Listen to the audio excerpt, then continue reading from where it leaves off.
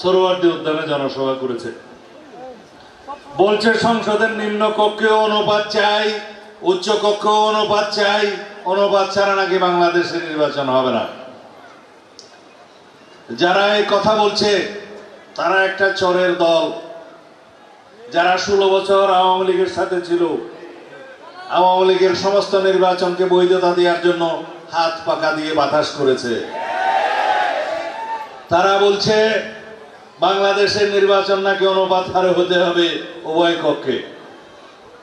জিন্দেগিতে কোন নির্বাচনে তারা কখনো একটি আসনও পায় নাই, একটা মেম্বার চেয়ারম্যানও হইতে পারে নাই। শেষ পর্যন্ত একটা সিটি কর্পোরেশনের নির্বাচনে আওয়ামী লীগের অধীনে নির্বাচনে গিয়েছে, সেই নির্বাচন আমরা বর্জন করেছিলাম, সেখানে একটা দন্ত মোবারক শহীদ হয়ে গিয়েছে। আমরা সবাই আমাদের সকলের দাঁত হেফাজত করুক, আমিন।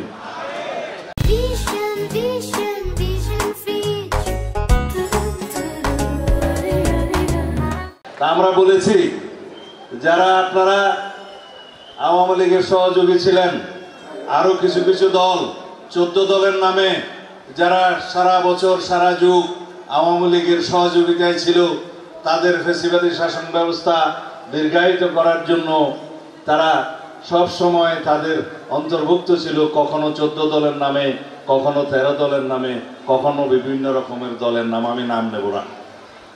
তারা এখন সংস্কার কমিশনে এসে বড় বড় কথা বলছে, সারাদিন আলোচনা করে খানা পিনা খায়, সন্ধ্যাবেলা চলে যায়, কিন্তু কোনো সিদ্ধান্ত হয় না।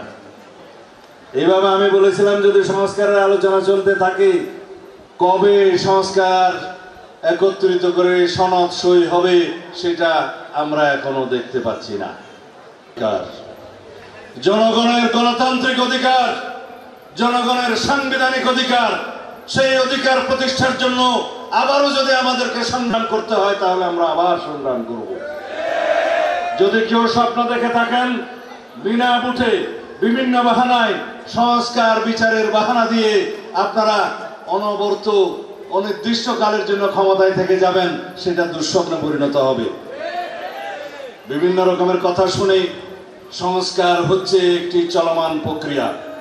মধ্যমেয়াদী সংস্কার, দীর্ঘমেয়াদী সংস্কার হবে, কিন্তু আমরা বলেছি এখনই তাৎক্ষণিক স্বল্পমেয়াদী সংস্কার করে নির্বাচনের জন্য যা যা প্রয়োজন সেই সংস্কারগুলো সাধন করে নির্বাচন দিতে হবে অতি শীঘ্র।